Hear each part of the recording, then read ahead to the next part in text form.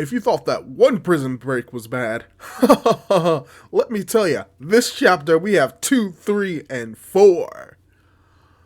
They're not as big, and they're all in one chapter, but still, it's another prison break. Hey, am I right? Go prison break R.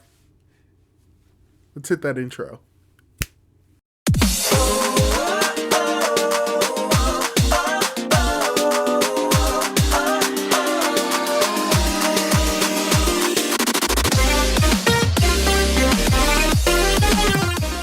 Hey guys, how's it going? It is your boy, Big Blue Drew 97 here, coming at you with another manga review for My Hero Academia, manga chapter 298, titled, let me check, yep, Crumbling Sound.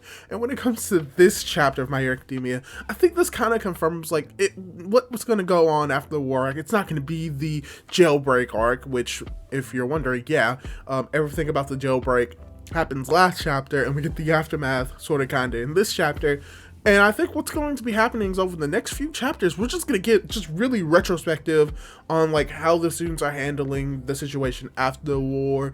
Gonna see like how many people actually survived, how many people are injured, and we start to get that in this chapter. And before I get more into the chapter in the chapter review, I'd like to ask you, if you haven't done so, to subscribe to my YouTube channel, Big Blue Drew 97, as well as leave likes and comments down below talking about what you thought of the chapter, since it's at least the rough translations are out already, as well as hit the bell notification if you want to be notified of when these reviews come out so you can continue watching me. All right, have you done it? All right, let's get right into the review, starting off with the first page. So we actually start off this chapter with a flashback back to when Twice was still alive. Rest in peace, Twice. But yeah, we get a flashback to Twice, and he's talking with a Trumpet and Skeptic, and they're basically telling him, it's like, oh, yo, you owe us. Remember that sushi we bought you? Remember that coat and everything that we bought for y'all? Yeah, y'all owe us something. And Twice is like, wait, what are you talking about? Like, shouldn't your boss, that a baldy dude, be in a hospital? But no, he's in our hideout. Hey, we're the one that provided the hideout. What are you gonna do about it? So what's funny about this flashback is that it's very comedical. It shows Twice as his Twice, you know, she's no longer alive, so we get to see Twice again. But what is even more interesting is what follows the flashback, because immediately what happens after the flashback, we get this little tiny card that's like, at the same time as the Jaku Hospital raid. We see Redestro giving a monologue talking about how I am the leader of the Paranormal Liberation Front, as well as the CEO of Detronet, I forgot how to pronounce it. But either way, it's like, I've had to be two faces, and because of that, I've created two people. As we see that he's like in this building, a lot of people are injured and bloody around him as he's giving this speech, and he's all talking about the Hero Commission, how, oh, y'all never really trusted us when we went into support item production, but that's fine. I will still have these two faces. Just giving like the generic, like, oh yeah, he's evil monologue.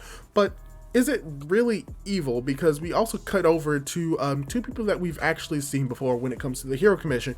We see like the sleepy-eyed dude who was a part of the provisional license exam, as well as the head of the Hero Commission. And the head of the Hero Commission is bleeding. We don't know if she's alive or dead. She could just be unconscious, but she is heavily injured at the very least. And the dude that we saw from the provisional license exam is basically talking about how he questions, like, I would never think that you would go this far. What do you want? Why are you doing this? And Redestro, as we get the realization that he is a clone used with Twice's like cloning powers, he basically is saying like, I strive for peace without like restrictions, without order, and the seeds have already been planted, as he like dissipates into this goo.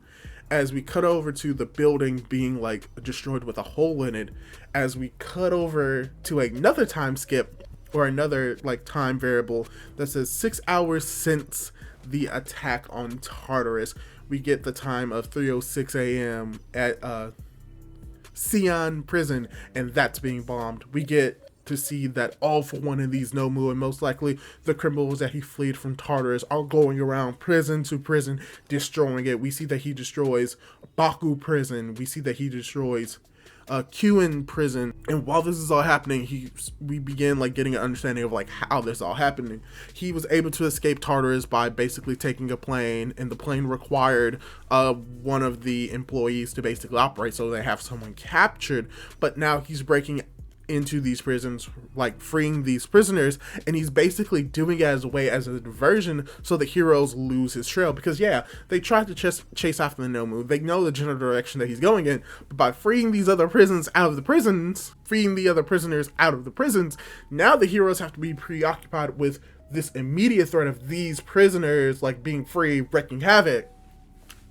They have to deal with that, and now they can't go after Shigaraki or All For One anymore, which is basically what his plan was for breaking people out of prison. And here's something interesting. We saw in last chapter that Shigaraki was able to try and break free of All For One's control, but at this moment, throughout this entire chapter, Shigaraki is just being controlled by All For One. And he's talking about how, yeah, the plan is in play. He broke 7 prisons. They've lost track of him. Now he's gonna have Shigaraki rest. And Spinner basically comments is like, yo, I always liked how I was able to connect with Shigaraki about games, but I don't know who you are. Who are you? What are you doing? I didn't decide to follow you. I decided to follow Shigaraki. So we see Spinner like being determined, like, yo, I don't care who you are. I'm following Shigaraki, not you. And All For One taking over Shigaraki's body is like, oh, no. You misunderstand me. Like, it's fine. I'm just letting Shigaraki rest. And once he's fully rested, once everything is good, we'll have our plans met. I understand what Shigaraki wants. I want what he wants. I also just want what I want. That's basically what All For One is. He's like, yo, Spinner, it's okay. I understand what you're saying. I want the same for Shigaraki, but he needs to rest, and once he's fully rested, our plans will come into action. Showing that, yeah, All For One is still controlling Shigaraki, but it may not be like the type of controlling or puppetry that many people may be thinking it as. I mean, yes, he's obviously using Shigaraki for his own plans, and he may want to be, and he always like talked about like, oh, you're gonna be the next king of darkness. And Shigaraki's like, okay, I guess I'll be the next king, but that might have been a front. But All For One may still care about Shigaraki's want to destroy. So what I'm thinking is happening, and I think what this is setting up is, I think obviously there's going to be a fight between Shigaraki and All For One over control of who's going to be the king of darkness. Because I think Shigaraki, he just wants to destroy everything, but he also wants to help his friends. He wants to help the people that follow him. And by doing so, he believes that he may have to take up the king position himself. Sure, he wants to destroy everything, but he still cares about what his friends want, so he won't destroy that, and there still may need to be a king. So I think what's going to happen is that Shigaraki will fight All For One over the King of Darkness position, because that's something that the people that are following him want him to do, and it's going to lead to a fight, and this is kind of setting that up. And that's very cool. At least that's how I'm perceiving it.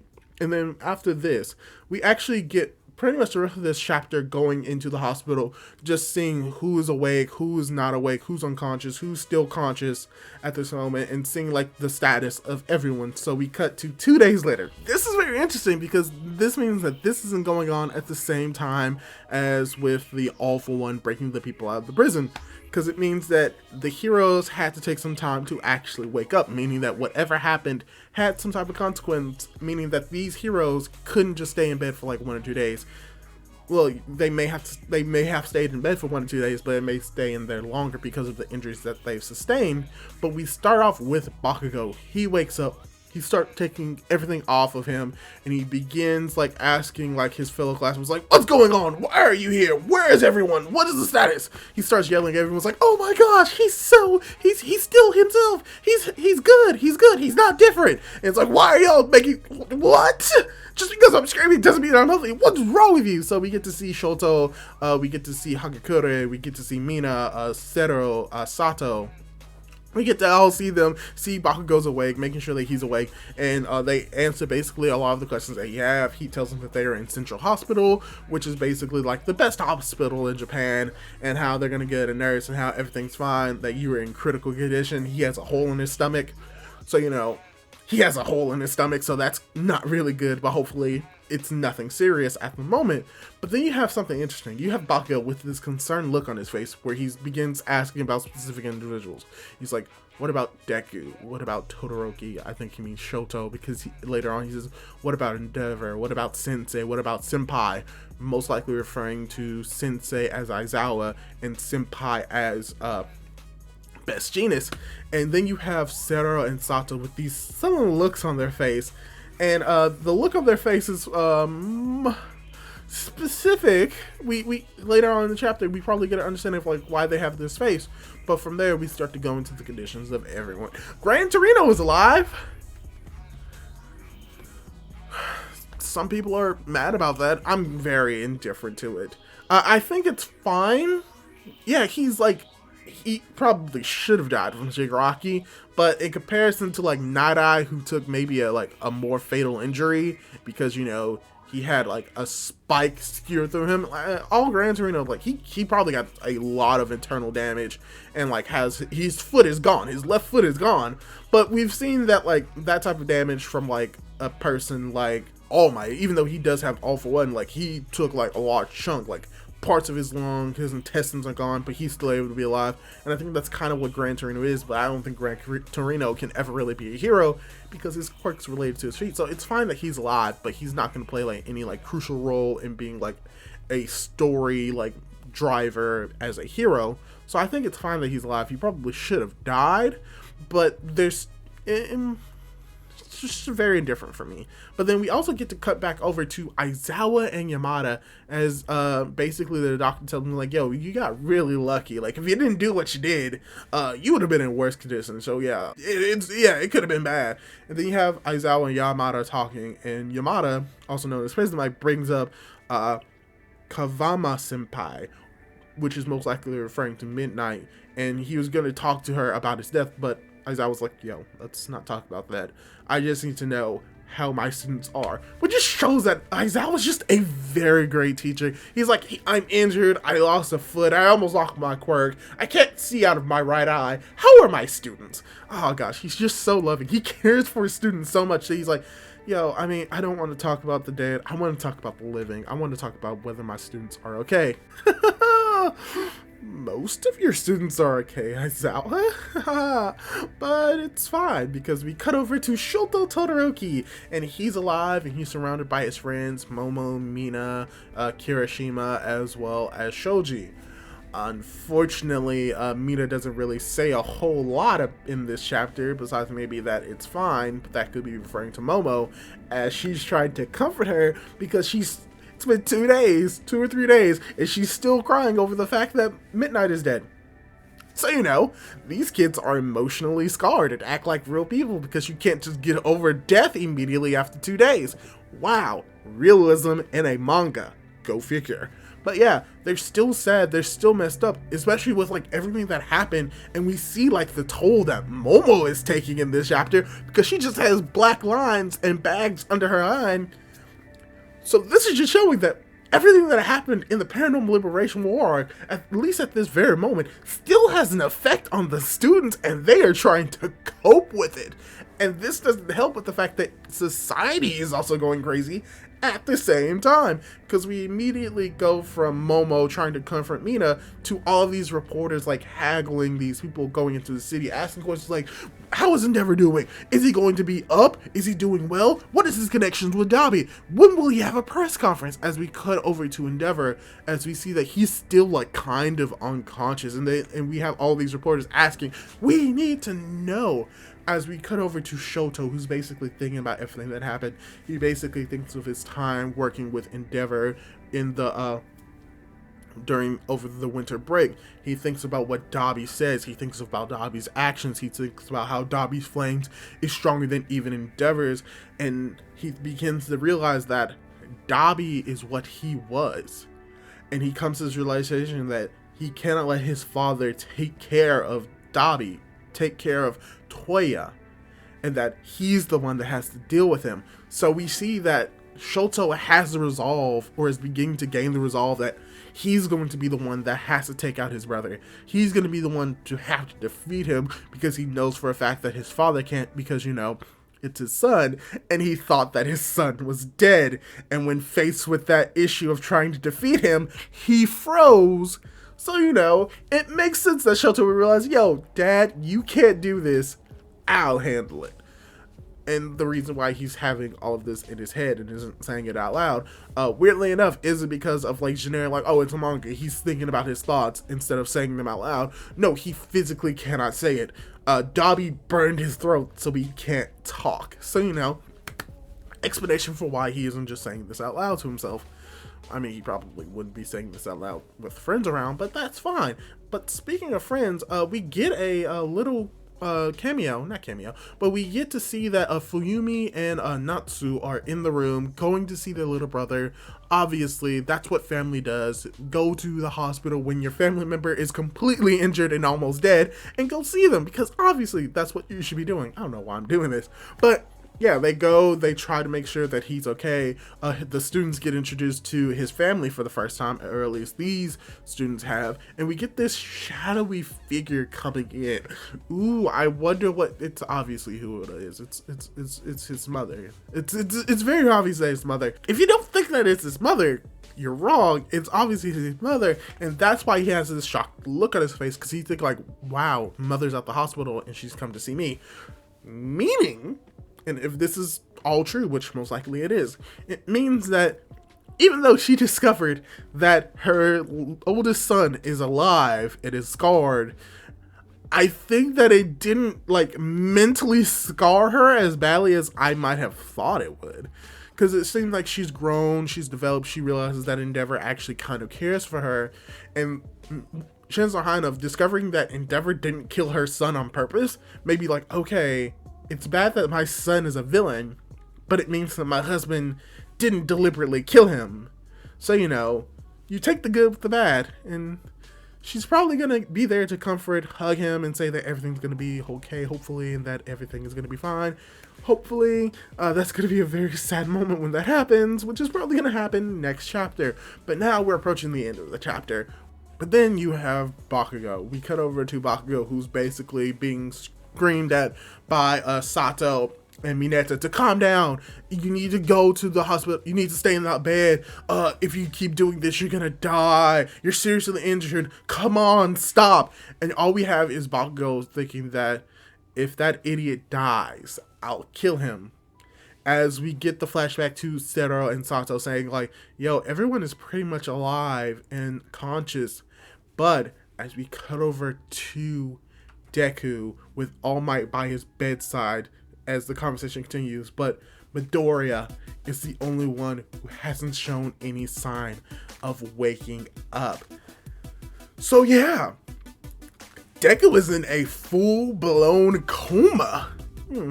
I don't really know how I feel about this. I think it's very cool, and I think it's very interesting to, have the main character, after they've literally destroyed their whole body, face the consequences of it by being in a coma. Because when you really think about it, that just makes sense. When you destroy your body that much, your body can't really compensate for that.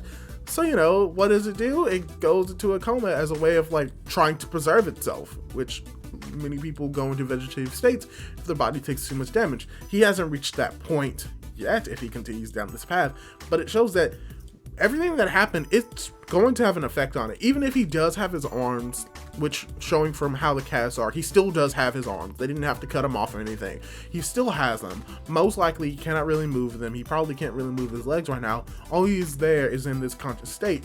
And theorizing about that, maybe the reason why he's in this conscious state, besides, all the damage that he took, is maybe he's communicating with the other users of All for One. I don't think that may be the case. I think he's just in a coma, and I think what's going to happen is that Bakugo or some of the students talking to him. So yeah, even though Deku's in a coma, chances are high enough that probably what's going to happen is that Bakugo's going to come in there, try to wake him up. It may not be successful. All Might may talk to him. It may not be successful. And I think he may try to wake himself up. But him waking himself up may be due to everybody calling for him. He's like, come on, Deku, wake up. You have to do this. You have to do this.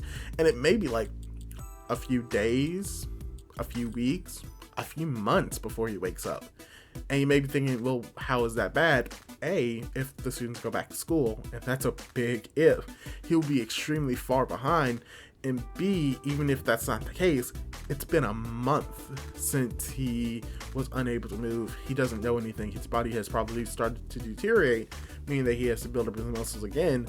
But it also means that he's been living a month in a world that he doesn't know. Because pretty much like after these few days, the villains are going to begin taking over and society will have shifted significantly, if that is the case. So, overall, really good chapter of My Hero Academia. It shows the aftermath of the Paranormal Liberation War, showing that the heroes have taken massive losses even after the war itself. They've basically took a loss in the war, and now they're taking even more losses after the war.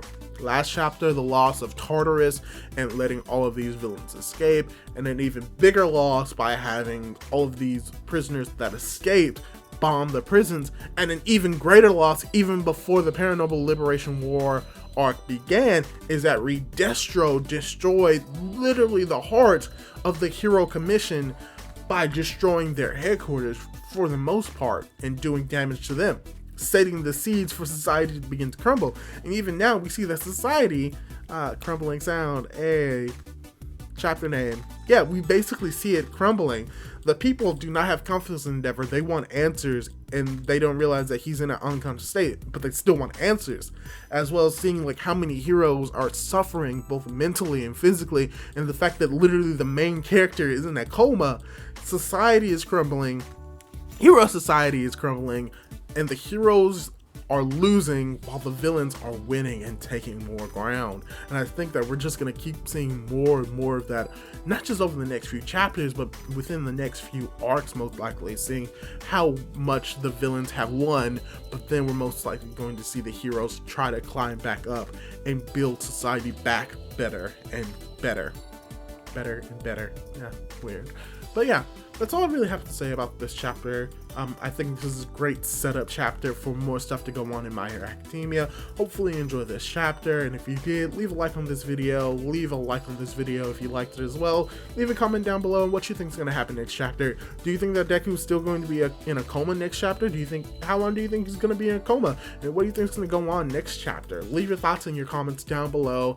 And like I said, ring the bell if you want to see more notifications of me talking about My Hero Academia, as well as more manga reactions. Do all of that cool jazz, and I will catch you in the next video. Goodbye for now. Bye.